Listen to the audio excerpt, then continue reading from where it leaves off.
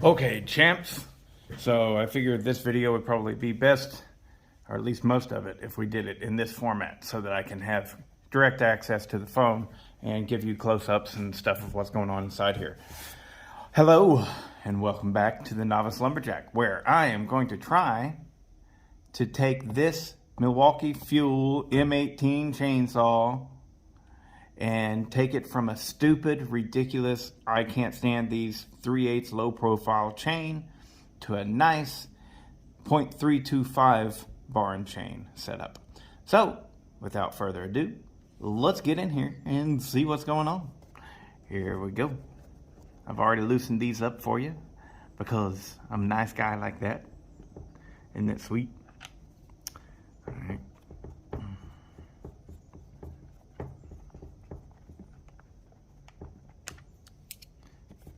Alright, I have changed the chain out on this a few times, so I've been in here before and I kind of knew what to expect, but I'm not 100% sure on everything.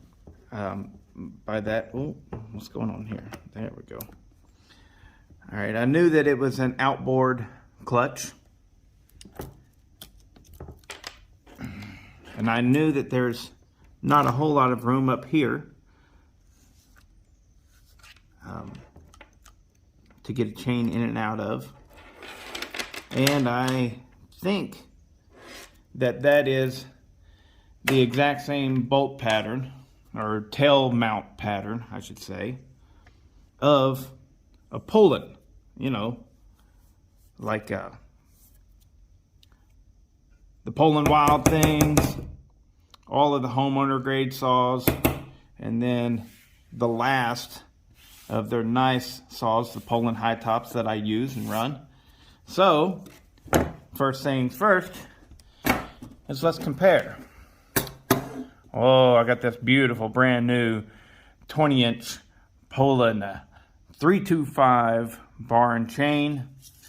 This was given to me by Gary B.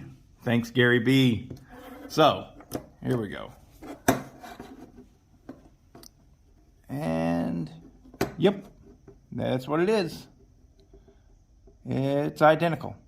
So, our aim should be easy with the bar. Yep, fits right on there. Get it right in there. It'll oil through this top mounting hole. Good to go on that front. So, excellent, Smithers. Now, we got to figure out this part. And I think we got plenty of room. Yeah, we got plenty of room for a 325 chain being there. Plenty. Okay, so get those off to the side. And let's remove this little C-clip. Well, I'm with that. I better try and find it real quick. Bing! Done. Got it. Man, I'm good. Washa. Alright, so there we have it. It doesn't really have a clutch. You can see it's not a clutch at all. There's nothing in here. It's just the electric motor has a brake on it, and that's probably what this is. Oh no, look at that. The brake is still a traditional band brake, right? But there's no need for a clutch. Come on, there we go. There you go. So it does have a traditional band brake there, but it does not have a clutch. So that's going to be simple. That's going to be easy peasy. Will not say Japanesey. No, that's bad. All right, hold on. Okay, so here we go. We're at my old lathe. It needed a belt. I took an old serpentine belt that I had laying around and I patched it up like that. Maybe it'll work. Let me clean the lens. Maybe it'll work. Maybe it won't. Tighten it up. There we go. Safety glasses are most definitely engaged. Let's see if it works. Stand back.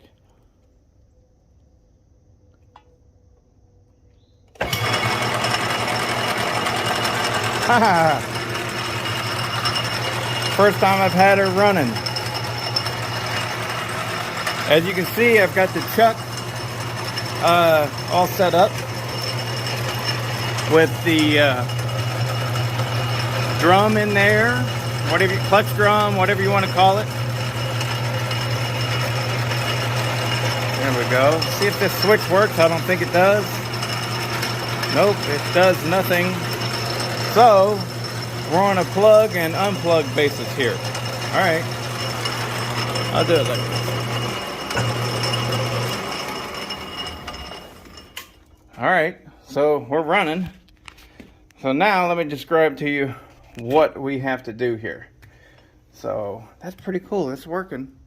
I mean, obviously, I definitely need to get something better than that, but I figured it would work. So this right here is going to be hardened steel anyways. So I don't really want to use this type of stuff on here.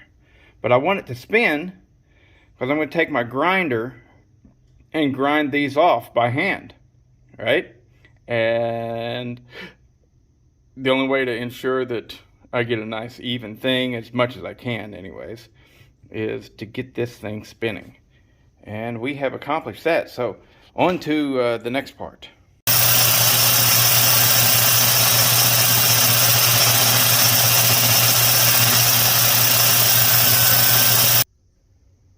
Okay, so there's the original drum. And here is the partial part of the drum that I cut off.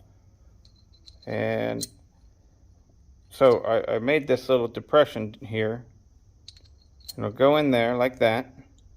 Now what I'm going to do is I'm going to weld it around here. And then I'll put it back in so that I can machine this portion off. All right. Whew. Okay, so finally, here we go. I did it. Yeah. Now, this right here, to you, probably looks paper thin, but it's not. This is just part of the outer drum. If you look at one of these rim sprocket drums, what you notice is the inside piece has a flange on the back, and they're quite thick. But anyways, this right here is just the outer drum, and it's just still there, and the weld's penetrated through and got that nice and blued, which is bad if I was expecting that to be supportive, but it's not. We're welded from the back like this onto the thicker plate. I machined this down slightly in this direction so that that back plate would sit in there flush. And right here's the rim sprocket for it. I needed to shave a little bit off of this side so that it would sit where I wanted it to. But here we have it. Bada bing, bada boom. I am very excited about this. Been wanting to do this for a long time. I feel like this saw has more than enough torque for substantially larger bar than that 16-inch that comes with it. Now, the bar that I'm going to use, all right, I showed you that Poland bar and how it was the same tail mount as this Milwaukee bar. I think it's 041, K041, I'm not sure, but I didn't have a 325, but basically if you want to find a bar, look for the Poland mount for, just go for a 4620. No, go for a Poland Wild thing. Yeah. Anyways, so it's 041 something. Please, somebody put in the comments the actual tail mount for those Polands.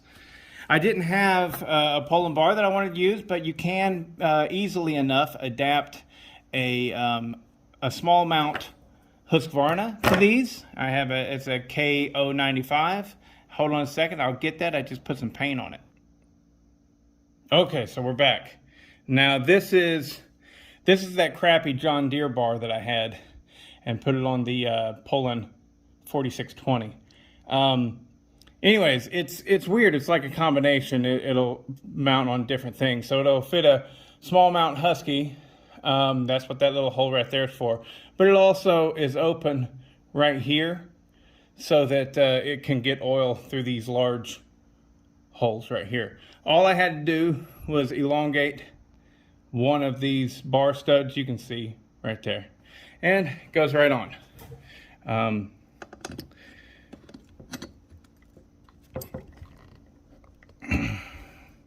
That rubber piece in the middle right there, it makes for a very snug fit, which, you know, it can be good or crappy. I find it to be kind of crappy because you really got to push it on there.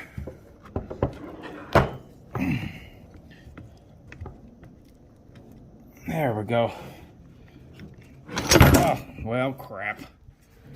I'm going to lace this up without this camera.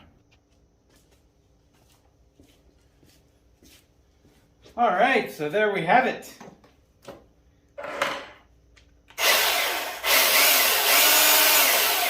It already sounds better. I hate a 3/8 low profile. It's terrible. All right, I'm going to sharpen this chain real quick, and then we'll put it in wood. Right, let's give her a rip.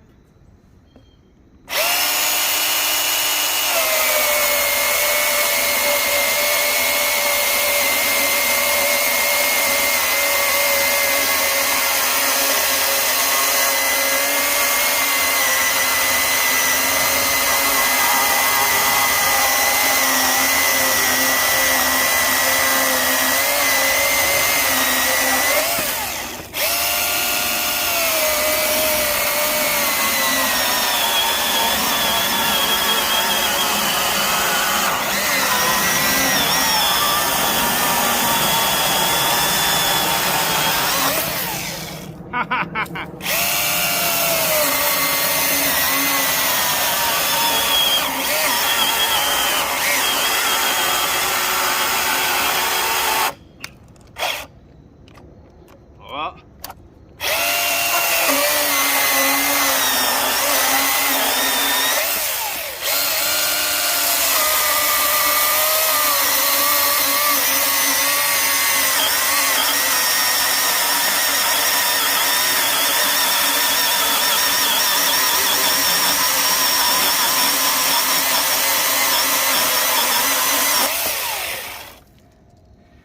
all right.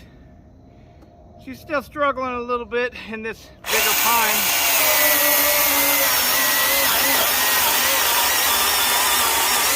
But I'm pushing hard. It'd be better if I had an 8-rim sprocket and didn't push so much.